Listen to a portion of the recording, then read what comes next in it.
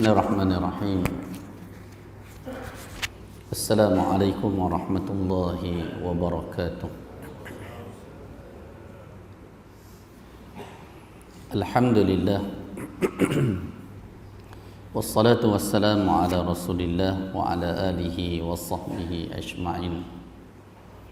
Allahumma salli ala Muhammad wa ala ali Muhammad كما صليت على إبراهيم وعلى آل إبراهيم وبارك على محمد وعلى آل محمد كما باركت على إبراهيم وعلى آل إبراهيم في العالمين إنك حميد مجيد أما بعد.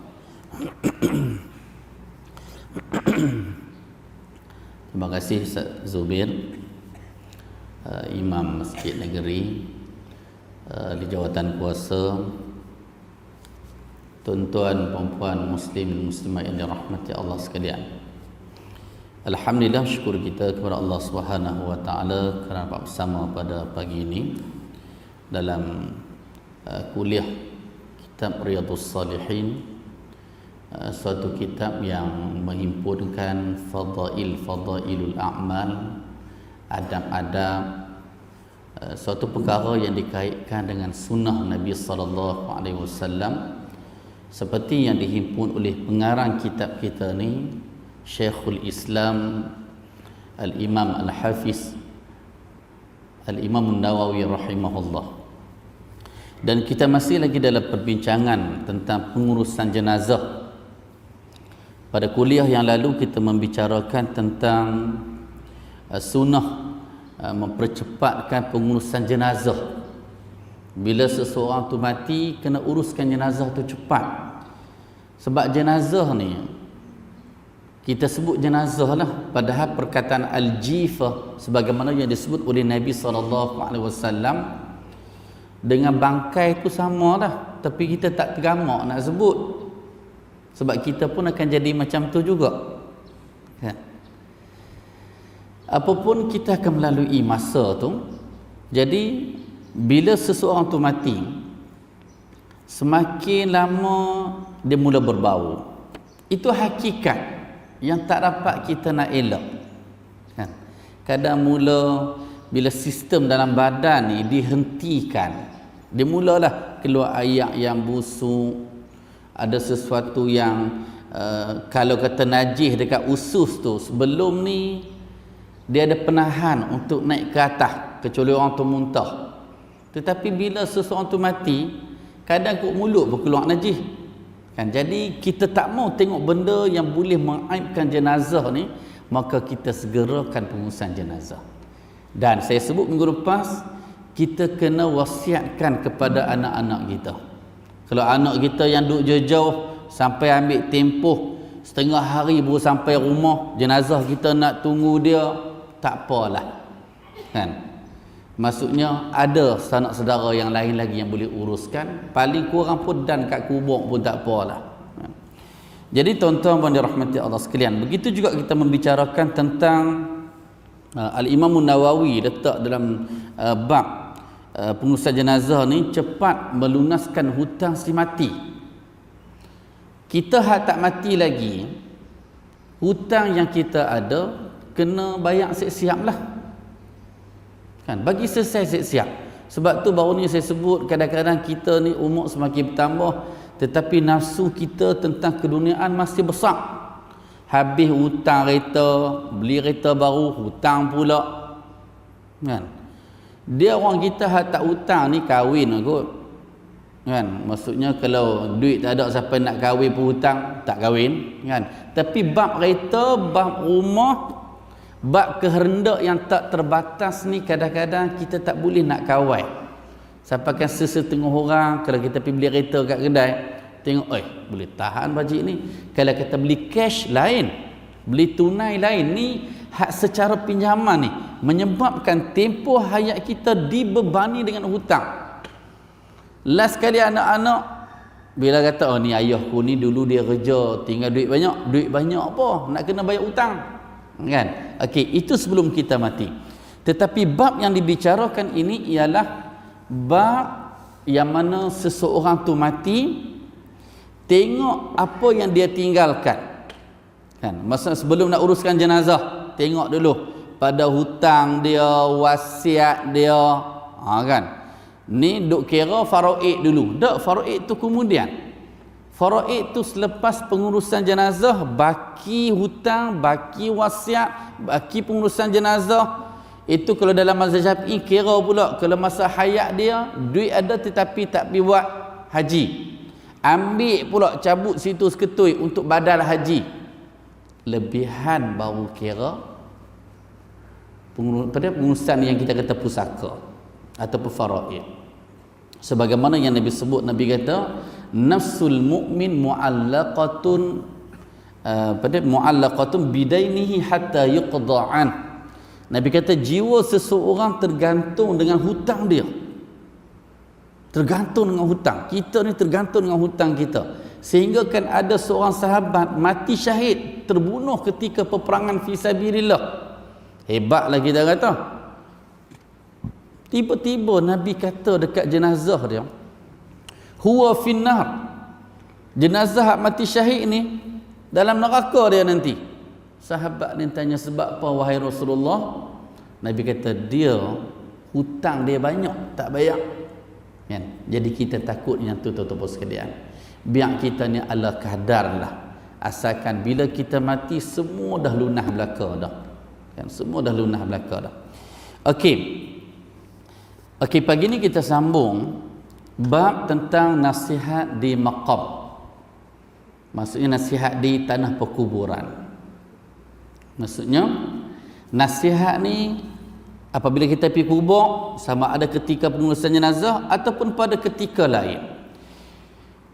Qala al-mu'allif rahimahullah wa nafa'na bi 'ulumihi fi darin amin an Ali radhiyallahu anhu qala kunna fi janazatin fi baqi'il gharqad fa atana Rasulullah sallallahu alaihi wasallam فقعد وقعدنا حوله ومعه مخصرة فنكس وجعل ينكت بمخصرته ثم قال ما منكم من أحد إلا وقد كتب مقعده من النار ومقعده من الجنة فقالوا يا رسول الله أفلا نتكل على كتابنا فقال اعملوا فكل ميسر لما خلق له wa dzakara tamam al-hadis muttafaqun alaih.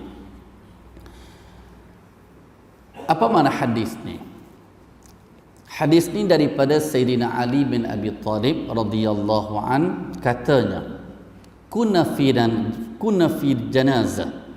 Dia kata suatu ketika kami ni para sahabat fi janazah, ketika menguruskan jenazah, fi baqi'il gharqad, menguruskan jenazah di Baqi'. Maksudnya bawa jenazah pi Baqi' lah.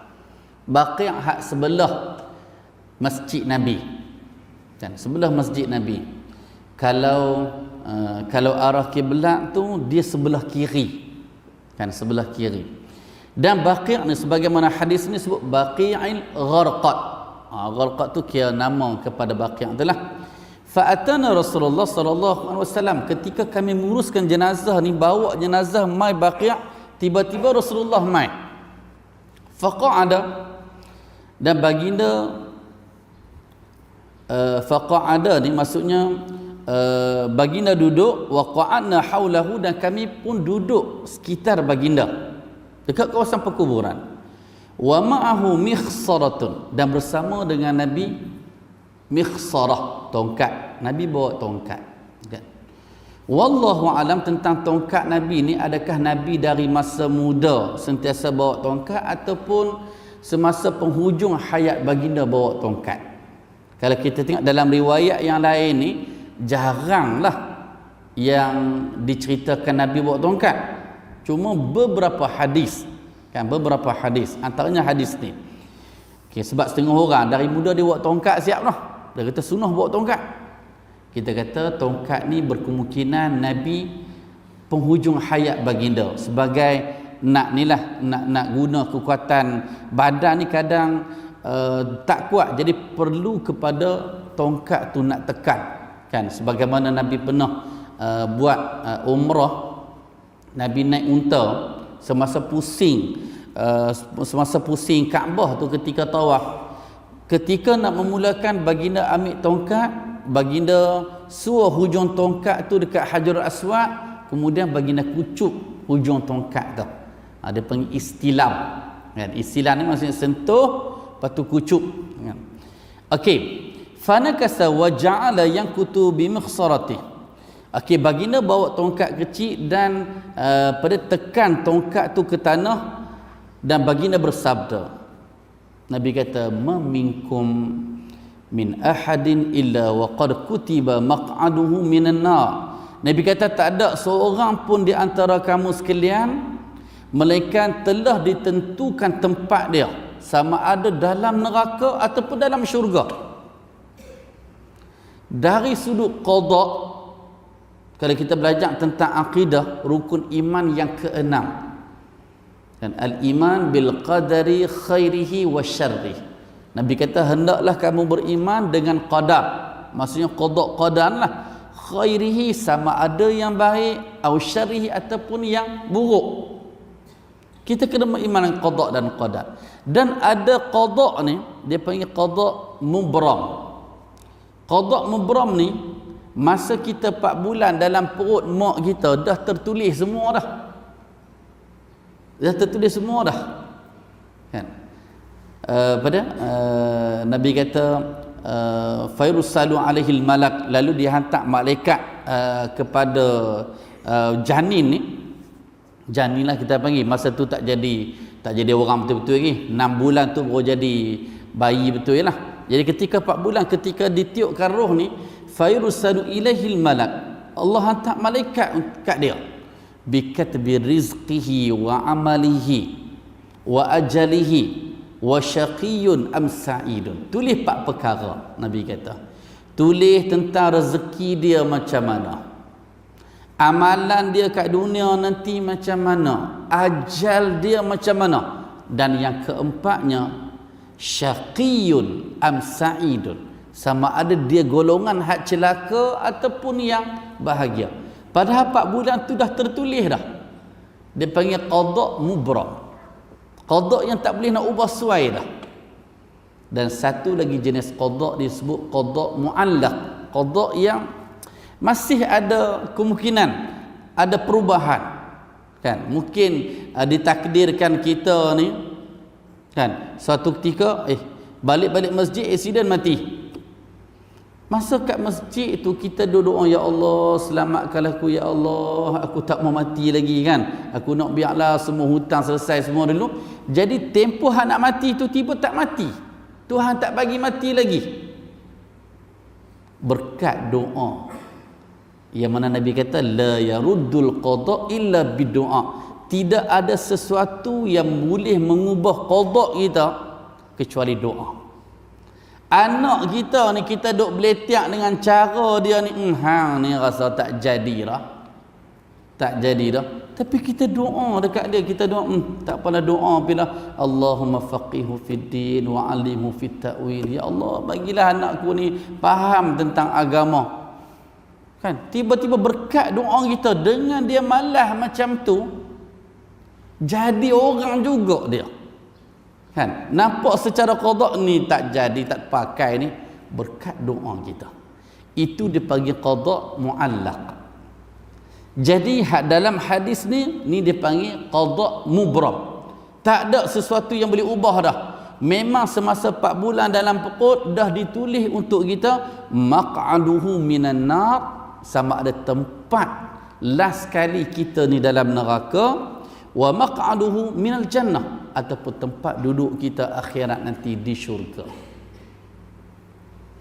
Kemudian macam kita dengar lah, kalau macam tu ustaz, kalau dah tertulis untuk kita, tawakal je lah ustaz. Kita tawakal tak apalah duduk dalam masjid. Orang hak tak main masjid ataupun orang hak tak semayang apa semua ni, baca hadis ni, dia kata aku ni kalau aku pakai tudung juga, aku ni kalau pakai semayang juga, aku ni kalau buat ibadat juga, dah tertulis dah untuk aku. Ada hak perangai macam tu. Kan? Sebab tu kadang-kadang kita ajak kawan-kawan hak nakal ni, dia tak apalah nak buat macam mana, dah tulis belakang dah. Kan? Tawakal je. Soalan yang kita fikir macam itulah sahabat fikir. Sahabat kata kat Nabi, ya Rasulullah, afalan nattakilu ala kitabina? Wahai Rasulullah, kalau macam tu kita bertawakal je lah apa yang ditulis kat atas kita.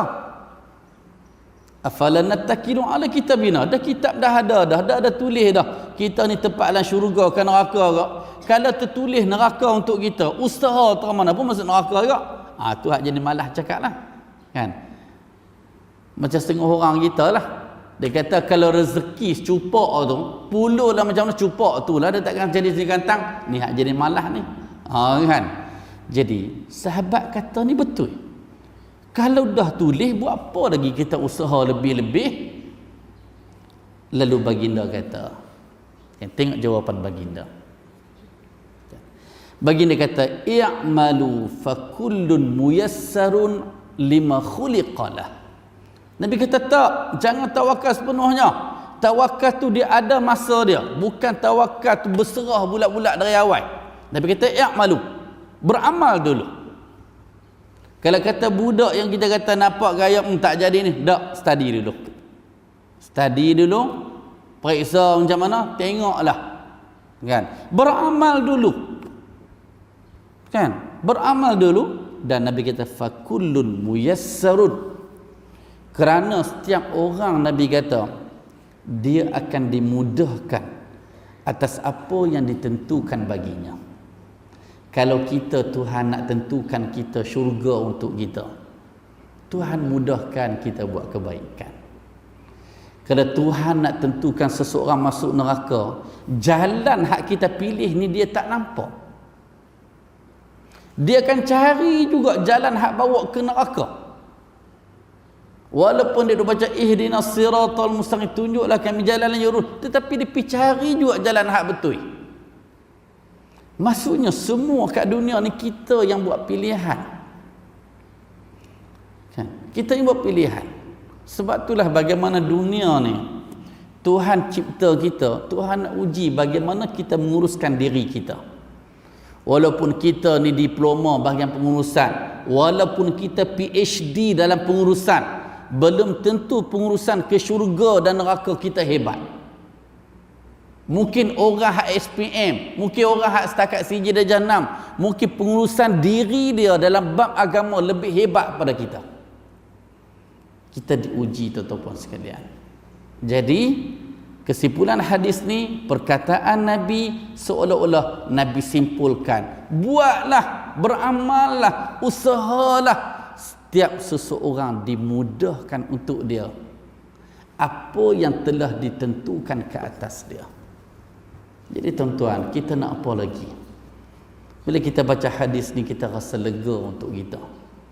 Jalan hak kita pilih ni jalan ke syurga, bukan jalan ke neraka, jalan ke syurga. Jalan bersama dengan orang soleh, jalan sentiasa berdekat rumah Allah, jalan sunnah yang Nabi pilih, dan kita sentiasa dekat dengan sunnah yang Nabi ajak kita. Allahu Akbar, tak ada dah pilihan yang terbaik yang kita pilih dalam hidup kita. Kemudian tadi saya kata tadi ini ketika pengurusan jenazah, maksudnya ada tazkirah kubur. Kan? Diperlih kita pelik sikit dengan negeri lain. Kan? Pelik sikit. Tempat lain dia panggil talqin, tempat kita panggil tazkirah. Kalau nak timbang antara kekuatan hadis ini yang berbentuk tazkirah atas kubur oleh Nabi dengan talqin, tazkirah kepada orang yang dah mati. Okay, dari sudut perbandingan hadis, talqin tidak ada hadis yang khusus. Yang ada itu pun hadis, dia panggil hadis Abi Umamah Al-Bahili, yang mana dia wasiat sebelum dia mati. Dia kata nanti kalau aku mati nanti tak simpan aku elok-elok, lepas tu talqinlah untuk aku. Cuma hadis tu dipertikaikan dari sudut riwayat. Kalau hadis tu kuat, tentu Imam Nawawi bawa dalam bab ni. Tapi tak ada. Tak ada. Tak apalah. Untuk orang lain tu kita tak payah condemn lah. Tak apalah, mereka pilih untuk talqin. Untuk kita kat Perlis, kita masukkan dalam garis pandangan agama dalam Perlis ni, kita pilih tazkirah. Orang yang dah mati, dia tak boleh buat apa dah sebenarnya. Orang yang hidup tu, kan? Orang yang hidup tu, kita nak ubah dia. Tuan-tuan sekalian, kita hak datang kubur ni, kita sedang menguruskan pengurusan jenazah. Yang mana dia ni dah mati, tak boleh buat apa dah. Nabi kata untuk dia, bila nak bawa dia mai kubur, 3 yang iring dia. Ahli keluarga dia, harta dia, amalan dia. Tinggal amalan saja Nabi kata. Bini yang cantik, anak yang ramai, hebat-hebat pun semua akan balik ke rumah. Harta hak hebat-hebat pun semua pakai orang bedak belakang. Tinggal amalan saja. Kan? Maksudnya tazkirah tu kepada orang mati. Kan? Orang tazkirah tu kepada orang yang hidup. Kalau orang yang dah mati, kita kata itulah dulu hang masa hidup hang tak pergi masjid, dulu hang masa hang hidup hang tak semayang, hang kena semayang sekarang.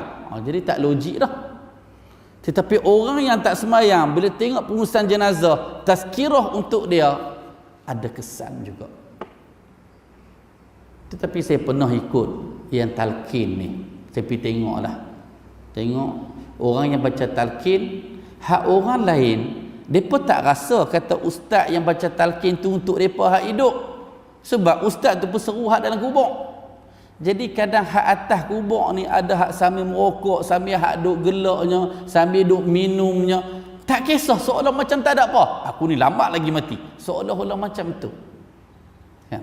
Jadi tak apalah, anggaplah pilihan dekat Perlis ni sama macam sunnah hadis yang kita baca pada pagi ni. Sebab ramai juga kita dapat komen, dia tu ustaz, tak bolehkah kena baca talqin? Kata macam inilah, baca tazkirah. Jabatan Mufti dah keluarkan dah. Kita fokus tazkirah ini, peringatan ini kepada orang yang hidup, kan? Sebab hadis yang berkaitan dengan talqin tak ada satu pun yang kuat, kecuali semua yang lemah, ada yang mungkar, ada yang hampir kepada palsu, kan? Jadi tuan-tuan dan rahmati Allah sekalian, dan hadis yang lain kita pernah melalui sebelum ni, yang mana maran Nabi SAW di qabrain. Ni nak cerita tazkirah ni walaupun lepas mati dah. Hak ni ketika mati, kan? Hak selepas mati pun, dalam hadis riwayat Al-Bukhari, Ibnu Abbas cerita bagaimana Nabi ni pernah lalu dekat 2 kubur. Bila Nabi lalu atas 2 kubur ni, Nabi kata, mereka ni kena siksa sekarang ni. Seorang kena siksa, fakana ahaduhuma la yastatiru minal baul. Yang kedua, wa kana yamshi bin namimah. Yang pertama ni kencing basuh tak elok. Bila kencing basuh tak elok, kalaulah lepas ambil wudu, air kencing lebihan tu keluar, jadi wudu nak kira macam mana? Lepas tu dia semayang pula, semayang dia dalam keadaan wudu tak ada, kan? Jadi banyak kesan tu, banyak kesan. Yang kedua pula Nabi kata fakana yamshi bin namimah. Hak kubur yang kedua ni, dia di masa hidup dekat dunia ni, dia ni kira orang hak jenis suka adu domba ni. Orang hak jenis apa dia? Talam apa dah? Talam dua muka. Kan? Maksudnya dia suka hak pelaga orang ni.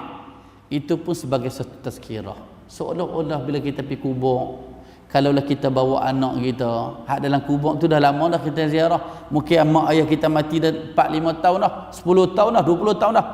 Siapa yang kita bawa anak kita, bagilah tazkirah berkaitan dengan kubur tu. Jadi tuan-tuan pada rahmati Allah sekalian. Okey, kemudian bab yang seterusnya, bab tentang mendoakan mayat setelah dikubur dan duduk sejenak di kuburnya untuk berdoa, beristighfar dan membaca Al-Quran. Maksudnya dalam bab ni ada baca Quran atas kubur. Sekali kita tengok perbahasan dia. Kan? Sebab bab baca kubur atas bab baca Quran atas kubur ni suatu isu yang kontroversi. Isu yang bergaduhnya umat Islam atas pandangan, satu pandangan kata boleh baca Quran atas kubur, dan satu pandangan lagi menyebut larangan Nabi baca Quran atas kubur. Sekali kita tengok perbahasan ni. Dan ke tak dan? Oh, nasi dah kat luar dah tu. Dan kot no. Hari ni kita balik lambat sikit hari ni. Baru pukul 7 ni. Okey. Hadis yang pertama dalam bab ni. An Abi Amr وقيل أبو عبد الله وقيل أبو ليلى عثمان ابن عفان رضي الله عنه قال كان النبي صلى الله عليه وسلم إذا فرغ من دفن الميت وقف عليه فقال استغفروا لأخيكم وسلوا له التثبيت فإنه الآن يسأل رواه أبو داود. Hadis yang pertama dalam bab ni daripada Abi Amr dan dikatakan dia ni Abu Abdillah. Waqila Abu Laila, dan orang kata dia ni pun kunyah dia Abu Laila. 3 kunyah dia. Abu Amr, Abu Abdillah dan Abu Laila. Nama dia hak betul siapa? Uthman bin Affan. Khalifah Islam yang ketiga. Jadi kunyah-kunyah ni kadang-kadang bersempena nama anak. Bila sebut Abi Amr, kemungkinan anak Uthman ni nama Amr. Abi Abdillah, mungkin anak dia seorang nama Abdullah. Abi Laila, kemungkinan anak dia seorang nama Laila, perempuan. Wallahu alam. Kan? Okey. Kata Uthman bin Affan radhiyallahu an. Dia katakan Nabi sallallahu alaihi wasallam, dia kata sesungguhnya Nabi sallallahu alaihi wasallam idza faragha min dafnil mayyit. Baginda ni bila selesai tanam jenazah, waqafa alaih, baginda akan berdiri dekat kubur tu. Bukan duduk atas kubur, atas mayat tu, dekat pesisiran dia lah, dekat tepi kubur tu lah.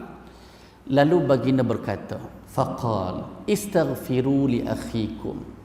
Nabi kata dekat sahabat-sahabat yang mai pengurusan kubur, pengurusan jenazah atas kubur ni, istaghfiru li akhikum. Nabi kata kat para sahabat, mohonlah kamu keampunan dekat kawan kamu ni.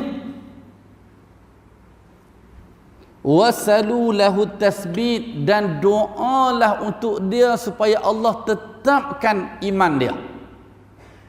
Fa innahul ana yus'al. Dia sekarang ni disoal siasat. Maksudnya soal siasat ni bukan kata semestinya kita kata nak kena balik rumah dulu baru malaikat mai. Bila ramai dah malaikat tak mai lagi. Sebab ada kepercayaan sesetengah orang, mereka tunggu kubur sampai seminggu, seolah-olah malaikat jangan mai lagi, biar kami hantar pahala banyak dulu kat dia. Ada kepercayaan macam tu kan? Perkataan Nabi dalam hadis ni, Nabi suruh kita mohon keampunan untuk kawan kita dalam kubur, seolah-olah Allahumma ghfir lahu warhamhu wa'afihi wa'fu anhu. Kalau yang perempuan, Allahumma ghfir laha warhamha wa'afiha wa'fu anha. Ataupun tuan-tuan sekalian, kita rangkum ramai tu, mana ada kubur dia seorang-seorang aja, nuhak kawan-kawan lain sedang menantikan doa kita. Sekurang-kurangnya kalau kita doa untuk ahli kubur ni ramai ni, kita guna lafaz yang plural, yang jamak. Allahumma ghfir lahum warhamhum wa'afihim wa'fu anhum. Kan? Ulang banyak kali. Kan? Yakinlah kita yang doa untuk mayat orang lain, hari yang mana kita berada dalam kubur, orang lain akan doa untuk kita. Yakinlah orang yang tak doa untuk orang, jangan harap nanti orang akan doa untuk dia. Memang benda macam ni warisan Tuhan bagi dekat kita. Ya, kita kata rajin-rajinlah kita doa untuk orang sama. Sebab doa untuk orang, keberkatan dia kita boleh sama. Kan? Okey. Jadi Nabi suruh kita mohon keampunan dekat saudara kita dekat kubur. Wasalu lahu tasbit. Doa sama untuk dia. Supaya Allah tetapkan. Satgi malaikat mai tanya soalan, kalau tak ada ketetapan, kekuatan daripada Tuhan, tak boleh jawab dia. Walaupun kalau dia hafal dah soalan sport masa sakit ni, duk hafal man rabbuka, Allahu rabbi, man nabiyuka, Muhammad nabi, hafailah macam mana pun. Jawab dengan amalan. Kalau nak kira man rabbuka Allahu Rabbi, hak yang penagih dada, hak yang bunuh orang, hak rogol orang, semua hafal belaka. Walaupun dia tak faham bahasa Arab. Lama dah dia dengar man rabbuka, jawabnya Allahu Rabbi. Apa dia? Man nabiyuka? Alah, setakat soalan simple macam tu, dia kata tak payah ada ABCD aku boleh jawab. Tetapi ketetapan itu mai daripada siapa? Kadang-kadang sebagian ulama diibaratkan macam ni. Kita hidup ni kadang bila kita tidur, roh kita keluar. Kekuatan roh kita berdasarkan masa roh tu tak keluar dari badan kita, kekuatan dia tengok masa sebelum tidur tu macam mana. Kalau masa tidur, sebelum tidur kita baca ayat kursi, roh kita dia tak melilau lah tempat mengarut ni. Mungkin hak dia pergi mana ni, jin hak Islam bawa dia, ataupun malaikat bawa dia. Tapi kalau tidur tu tak baca ayat kursi, mengarut mimpi kita. Kan? Kadang-kadang ada hari bila kita tak baca, kena tindih. Kan? Ni kena tindih, ni bukan orang tindih ni. Kan? Kau orang kita, ni siapa tindih aku ni? Bini kau, laki aku kan? Tak, ni yang tindih ni memang jin. Tapi bila tindih tu, bila kita nak baca ayat kursi, Allah, tak keluar suara. Kan? Tak keluar suara. Allah, lepas tu, lupa. Ayat kursi boleh lupa masa nak baca, masa kena tindih. Kan? Pada ketika tu, ulama menyebut, kekuatan kita nak lawan jin yang tindih kita tu, tengok masa kita sebelum kita tidur. Apa amalan kita? Kalau seharian tu kita istighfar, kita selawat, kita sembahyang jemaah, sembahyang sunat, baca Quran, dia tindih macam mana tu kita tepis sekaligus ya. Benda hak lebih dahsyat dalam kubur kita. Ambil kira dari kita balik dulu sampailah sebelum kita mati. Dan sebelum kita mati itulah yang paling utama. Kullu mayyitin yukhtamu ala amali atau kama qala. Nabi kata setiap seseorang ni kira khatam dia atas amalan dia hak sebelum dia mati. Nakai kita masa muda, biarlah benda tu dah berlalu, tetapi hak sebelum kita mati tu, itu yang utama. Hak tu yang utama. Hak dalam kubur tu walaupun ada penilaian awal, tetapi hak sebelum mati itulah sama ada husnul khatimah ataupun su'ul khatimah. Tuan-tuan dan rahmati Allah sekalian, fa innahul an yus'al. Nabi kata kawan kita sekarang ni sedang disoal siasat. Jadi perkataan Nabi jelas. Sama ada kita duduk kat kubur tak mau balik, kita kata tak apa, bagi peluang supaya malaikat tak mai lagi dan dia bersedia dulu dalam kubur, tak ada.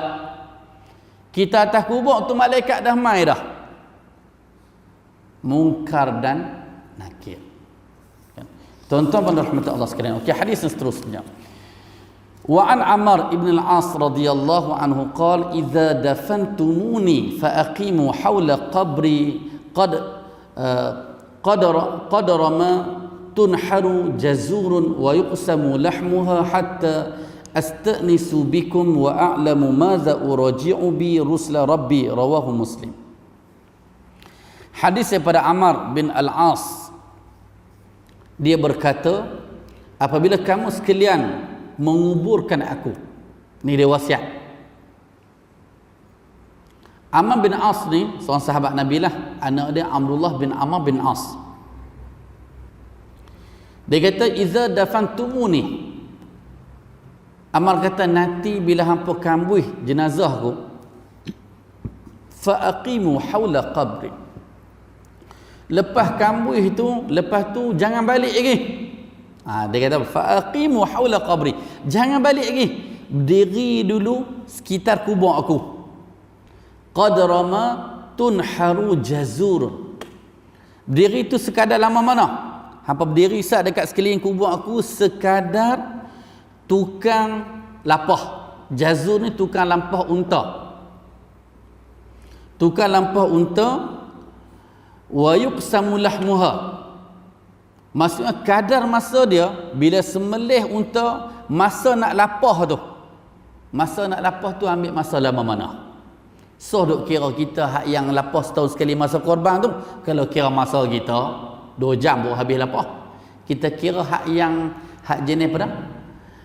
Tukang sembelih, hak tukang lapah, hak jenis hak profesional ni. Kan? Kira hak tu lah standard dia. Lama mana? Setengah jam lebih kurang kan. Kalau kata unta ni mungkin dia lama daripada kambing lah. Kan unta ni dia tak boleh buat kaedah macam kambing tarik pada kulit buat keluar ya. Mungkin kita kata setengah jam. Wa yuqsamu lahmuha, lepas habis lapah tu kamu potong daging, kamu bahagi-bahagikan kepada orang lain. Mungkin setengah jam tambah 10 minit lagi, mungkin lebih kurang tu. Maksudnya bukan sejam lah. Maksudnya bawah sejam, mungkin kita kata setengah jam, 30 minit, 40 minit, lebih kurang tu. Hatta astanisu bikum, sehingga aku merasa agak tenang.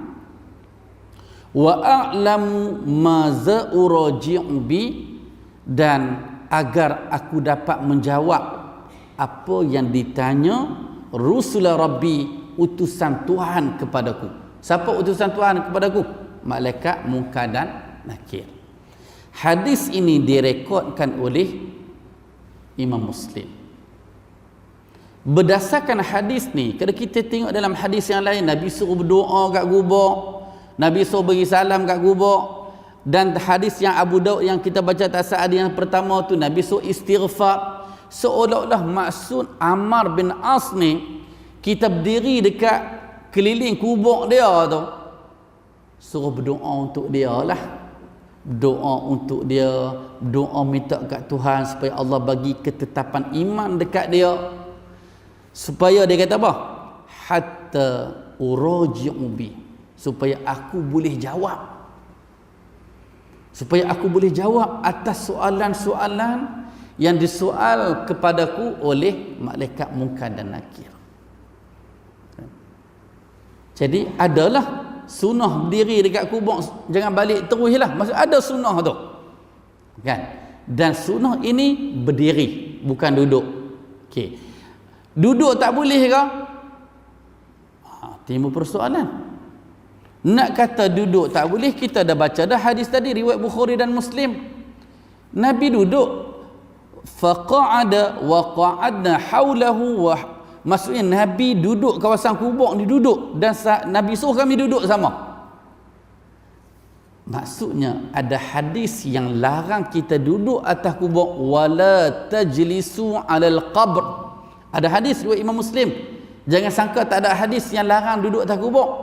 Ada hadis riwayat Muslim, wala tajlisu 'alal qabr. Jangan kamu duduk di atas kubur, jangan kamu buat binaan atas kubur, jangan kamu guna simen buat atas kubur ni, menyebabkan orang lain tak boleh nak tanam sebelah. Ada hadis riwayat Imam Muslim.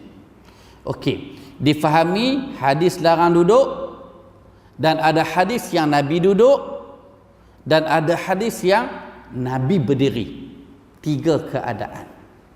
Okey, ulama buat kesimpulan, boleh duduk atas kubur ni bukan betul-betul atas jenazah tu. Kan? Bukan betul-betul atas jenazah. Hak tu penghormatan kepada si mati.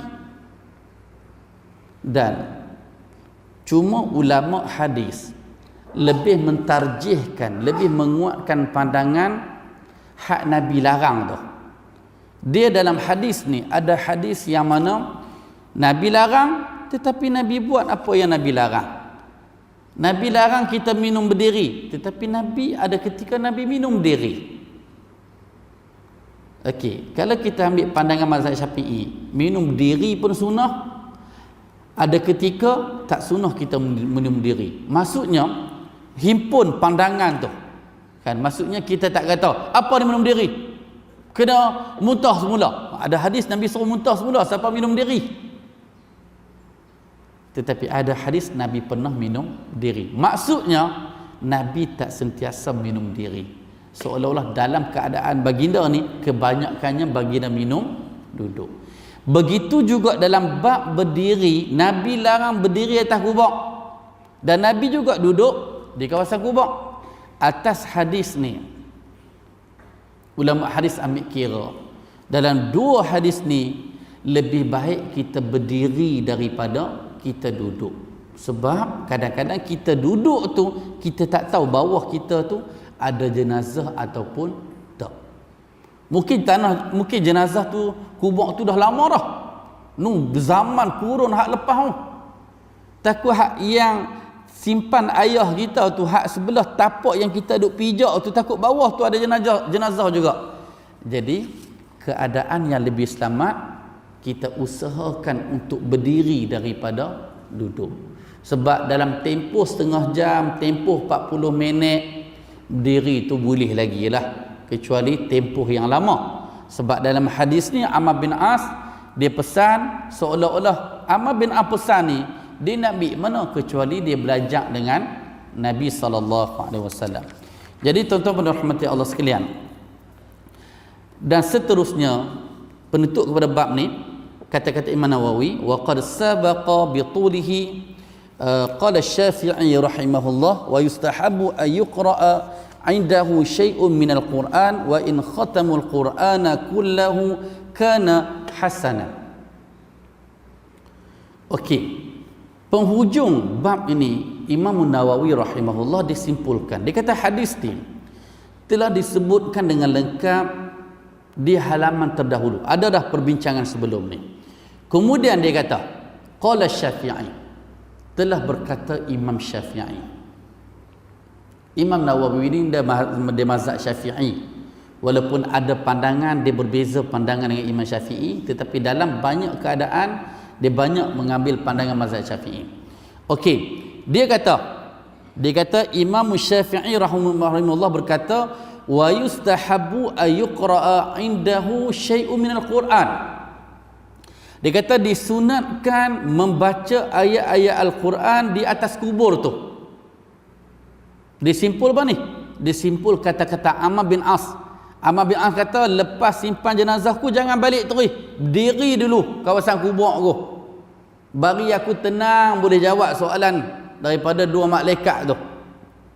Jadi Imam Syafi'i dikatakan, dia berkata, sementara kita duduk atas kubur tu, disunatkan kita baca ayat-ayat Al-Quran. Wa in khatamul Quran kullah, dan sekiranya ataupun sekalipun dia khatam Al-Quran, baca atas kubur tu, kana hasanat, itu yang lebih baik. Okey, kata-kata ni dipersoalkan sebab satu keadaan kita kata, yang kata ni Imam Nawawi. Imam Nawawi ni bukan calang orang lah. Imam Nawawi ni dia meninggal tahun 676. Imam Syafi'i meninggal pada tahun 204 Hijrah. Imam Nawawi 676 Hijrah. Jadi kata-kata Imam Nawawi kita rasa tak mungkin Imam Nawawi ni nak mencedok je kata-kata Imam Syafi'i. Okey, itu satu keadaan. Satu keadaan lagi ialah Imam Syafi'i ni sebut dekat kitab mana?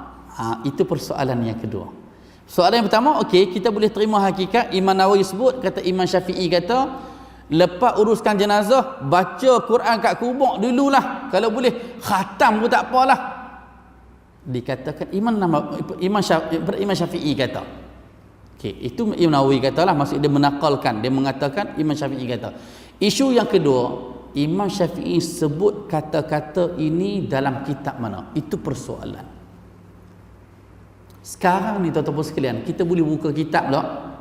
Boleh buka. Pengarang kitab, saya ada dua kitab yang Riyadhus Salihin ni. Hak satu lagi tu dia ada komentar daripada pengarang yang menyusun kitab ni. Dia kata, apabila aku mencari kata-kata Imam Syafi'i yang dinukilkan oleh Imam Nawawi, aku tak ketemui kat mana kitab yang membicarakan kata-kata Imam Syafi'i ni. Sebab dia kata, aku pelik, Imam Ibn Katsir dalam kitab Tafsirul Quranil Azim menyebut Imam Syafi'i ketika sampai ayat surah An-Najm, wa alaysa illa ma wa alaysa lil insani illa ma sa'a. Tidaklah sesuatu yang dilakukan oleh pada seorang insan ni yang dinilai illa ma sa'a, kecuali hak yang dia buat.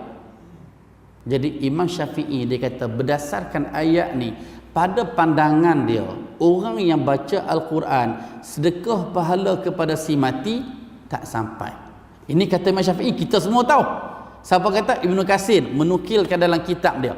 Kata Imam Syafi'i itu ada dalam kitab Imam Syafi'i. Tetapi kata Imam Nawawi ni, saya dah seminggu dah duk cari ni. Cuma pagi ni kita cuba stop kat sini supaya semua balik cari belakang. Sebab sini saya tengok semua mazhab Syafi'i belakang. Kan? Cuba kita tengok. Kalau ada ustaz-ustaz, cuba kita semak. Kat mana kitab yang Imam Syafi'i kata selepas uruskan jenazah, baca Quran kat kubur dulu, kalau boleh bagi sampai khatam. Jadi kata-kata Imam Nawawi ni menukil kata Imam Syafi'i ni, kita nak tahu kat mana rujukan dia. Saya cuba cari. Wallahu a'lam. Sama ada secara kitab ataupun secara perpustakaan dalam dia dalam internet ni, dia ada maktabah dia. Maktabah Syamilah, ada banyak maktabah. Kan? Kita buka cari perkataan ni, contohnya cari perkataan yustahabu ayuqra'a indahu. Kita cari perkataan tu. Ini kata Imam Syafi'i kah kata imam lain? Setakat yang diketemui, semua dikatakan dalam Riyadhus Shalihin, Imam Nawawi kata Imam Syafi'i beramal macam tu. Wallahu a'lam. Cuma saya ni nak kuatkan pandangan yang mana-mana, pagi ni tak selesai lah. Sebab duk nampak nasi lemak tu duk rasa macam takut lagi sejuk. Kan?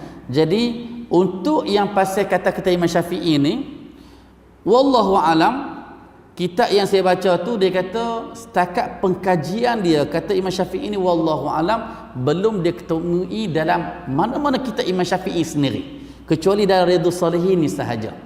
Kan? Dan dia kata dia lebih berpegang dengan kata-kata Ibnu Katsir. Ni pun kita kata tokoh dalam mazhab Syafi'i juga. Imam Syafi'i sendiri kalau dia berpendirian baca Quran pun tak sampai untuk sedekahkan pahala pada si mati. Jadi sebab apa Imam Syafi'i nak suruh baca Quran kat kubur? Faham maksud saya? Kalau Imam Syafi'i berpendirian baca Quran tak sampai pada si mati bila sedekah pahala, tiba-tiba Imam Syafi'i juga berpandangan boleh pergi baca Quran kat kubur. Baca tu untuk apa? Kan? Faham maksud saya? Jadi atas pendirian itulah jadi ulama mazhab termasuklah ulama hadis mengambil perkiraan ni, hadis ni berkemungkinan Imam Nawawi mungkin, wallahu alam, kita kata mungkin salah cerita, mungkin wallahu alam, mungkin Imam Nawawi pun mungkin dia pun manusia macam kita, cuma dia ni kita kena akui dia imam hebat, cuma nak menukilkan pandangan tu Imam Syafi'i, wallahu alam, takut kemungkinan itu bukan pandangan Imam Syafi'i. Sebab orang yang bermazhab Syafi'i pun tahu Imam Syafi'i ini antara yang ketat dalam menganggap sedekah pahala dalam bentuk baca Al-Quran tak sampai pahala kepada si mati. Jadi peliklah macam mana boleh pergi baca Quran kat kubur. Bahkan ada hadis yang lain dalam hadis Imam Muslim dan hadis yang direkodkan oleh Imam Tirmizi juga. Nabi kata la taj'alu buyutakum maqabir. Nabi kata jangan kamu jadikan rumah kamu seperti kubur. Fa innal baita alladhi tuqra'u fihi suratul Baqarah la yadkhuluhu syaitan. Nabi kata mana-mana rumah yang dibaca surah Al-Baqarah, setan tak masuk rumah dia. Nabi banding kubur dengan rumah tu. Nabi kata jangan jadikan rumah kamu seperti kubur. Sebab apa Nabi kata macam tu? Sebab kubur ni bukan tempat baca Quran. Kalau kubur tempat baca Quran, tentulah Nabi kan kata kamu jadikan rumah kamu baca kubur. Sebab kubur dibaca Quran, kamu kat rumah pun baca Quran sama. Tetapi tak, Nabi tak kata. Nabi kata la taj'alu buyutakum maqabir. Jangan jadikan rumah kamu seperti tanah kubur, sebab kubur ni bukan tempat baca Quran. Yang tempat baca Quran adalah dalam rumah, dan siapa-siapa yang baca surah Al-Baqarah dalam rumah, setan tak masuk rumah dia. Okey, kalaulah tuan-tuan sekalian rasa, ustaz, saya ni ustaz duk rasa macam nak ambil pandangan yang kata baca Quran sampai pahala berasi mati. Tak apa, boleh ambil pandangan tu, tak ada masalah. Baca kat rumah, tak payah baca kat kubur. Kan? Kat kubur nak buat apa ustaz? Istighfar untuk si mati, doa untuk si mati. Hak bab baca Quran tu kita baca kat rumah, ya Allah jadikan bacaan Al-Quran aku ni, aku nak sedekah pahala kepada si mati. Wallahu alam. Kalau Tuhan makbulkan doa kita, sampailah pahala tu. Kalau Tuhan tak makbulkan, tak sampailah pahala tu. Kan, sebab kita pun lepas baca kita minta doa. Kan, itu bagi pandangan yang kata baca Quran sedekah pahala sampai kepada si mati. Jadi tak perlulah kita nak pilih pandangan tu untuk pergi baca kat kubur, tetapi kita pilih pandangan tu kita baca dekat rumah. Jadi wallahu alam, perbahasan ni insya-Allah saya akan panjangkan pada perbahasan ni untuk minggu depan insya-Allah. Wallahu alam. Aqulu qawli hadza wa astaghfirullahal azim li wa lakum. Wa ada soalan? Sanggup makan nasi lewat lah? Silakan. Ustaz, kalau anak dia sendiri baca kan dengan hadis kata anak tu macam ayah sendiri lah, sebab kadang-kadang tak sampai. Okey. Kalau anak sendiri yang baca untuk ayah, baru ni saya dah sebut bagaimana dalam kitab Al-Ijma' yang dihimpun oleh Ibnul Munzir. Ibnul Munzir ni dia ada satu kitab yang nama dia Al-Ijma'. Dihimpun semua ijma' ulama, ijma' sahabat, ijma' tabi'in.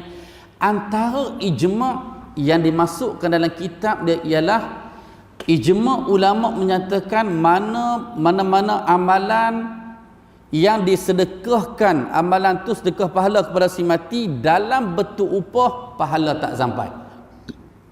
Dalam bentuk apa? Upah. Contohnya saya upah, okey, pada RM20. Ni pak cik nak bagi kat kamu ni baca Quran juzuk sedekah pahala dekat ayah pak cik lah. Kita pun bagi nama ni ayah pak cik ni, nama Abdul Sattar bang. Kan? Budak ni baca. Tetapi kita bagi RM20 itu upah. Berdasarkan kita ijma' ni tak sampai pahala. Sebab budak yang baca ni sebab RM20. Bukan lillahi ta'ala pun. Berbeza dengan saya baca. Saya baca untuk ayah saya. Kan? Saya baca. Lepas saya baca, saya pun doa, ya Allah, jadikanlah pahala hak aku baca Quran ni, aku nak sedekah pahala dekat ayahku. Kan? Hak ni kalau ikut pandangan yang kata sampai pahala lah. Kan? Hak upah tu ijma' ulama kata tak sampai tu. Kadang-kadang tak bagi duit tetapi dia buat kenduri. Kan, dia buat kenduri kena nasi daging pula, lauk kambing pula. Bukan kata juzuk, 2 juzuk pun tak apa, tetapi duk bayang kambing tu. Kan? Tetapi berbeza dengan anak baca sendiri. Hak tu boleh dikatakan dalam mazhab Hambali berpandangan kalau anak baca ataupun saudara mara terdekat baca untuk si mati, mudah-mudahan pahala sampai. Kan? Walaupun Imam Syafi'i sendiri berpandangan bacaan Quran pahala tak sampai kepada si mati. Itu pandangan Imam Syafi'i. Tetapi ada pandangan imam yang lain. Jadi atas kita lah. Kalau bagi yang kata baca Quran tak sampai, jadi apa usaha kita untuk kita nak hantar pahala kat si mati? Ni kalau setakat duk kata, oh ni pahala tak sampai baca Quran. Okey, apa usaha kita nak hantar pahala kat si mati? Kalau dia kata, "Dok ustaz, saya baca doa banyak-banyak ustaz. Saya istighfar untuk si mati." Ya. Hak tu ulama sepakat. Kan? Bagi yang baca Quran, hak ni khilaf. Tetapi kalau orang tu setuju dengan pandangan tu, kita tak bolehlah nak condemn pandangan tu. Itu pun ada pandangan. Kan? Sebab secara umum pun Nabi sebut iqra'ul Quran wasallallahu bihi. Nabi kata bacalah Al-Quran dan mintalah sesuatu daripada Tuhan. Sama ada sebelum baca Quran ataupun selepas baca Quran. Yang saya sebut tadi hak pasal tanah kubur tu, hak tu jangan baca Quran kat atas kubur. Sebab Nabi kata jangan jadikan rumah kita macam kubur. Sebab kubur ni bukan tempat baca Quran. Jadi isu dia berbeza. Dan isu baca Quran dengan upah itu pun isu berbeza. Sekarang ni isu baca Quran oleh anak tanpa minta upah apa. Kan? Wallahu alam. Bagi pandangan yang kata sampai, mudah-mudahan sampai.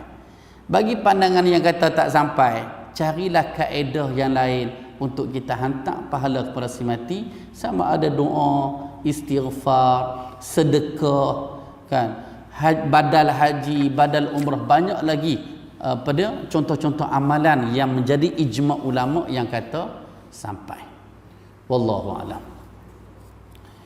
Bismillahirrahmanirrahim. Alhamdulillah wassalatu wassalamu ala Rasulillah wa ala alihi washabbihi ajma'in. Allahumma arham jam'ana hadza jam'an marhuma wa tafarraqana min ba'dihi tafarruqan ma'suma. Allahumma inna nas'aluka ilman nafi'a wa rizqan thayyiba wa 'amalan mutaqabbala. ربنا عليك توكلنا وإليك أنبنا وإليك المصير اللهم اختم لنا بحسن الخاتمة ولا تختم علينا بسوء الخاتمة اللهم هون علينا في سكرات الموت والنجاة من النار والعفو عند الحساب ربنا آتنا في الدنيا حسنة وفي الآخرة حسنة وقنا عذاب النار وصلى الله على نبينا محمد وعلى آله وصحبه وسلم والحمد لله رب العالمين. Assalamualaikum warahmatullahi wabarakatuh. Dijemput atau sekalian kita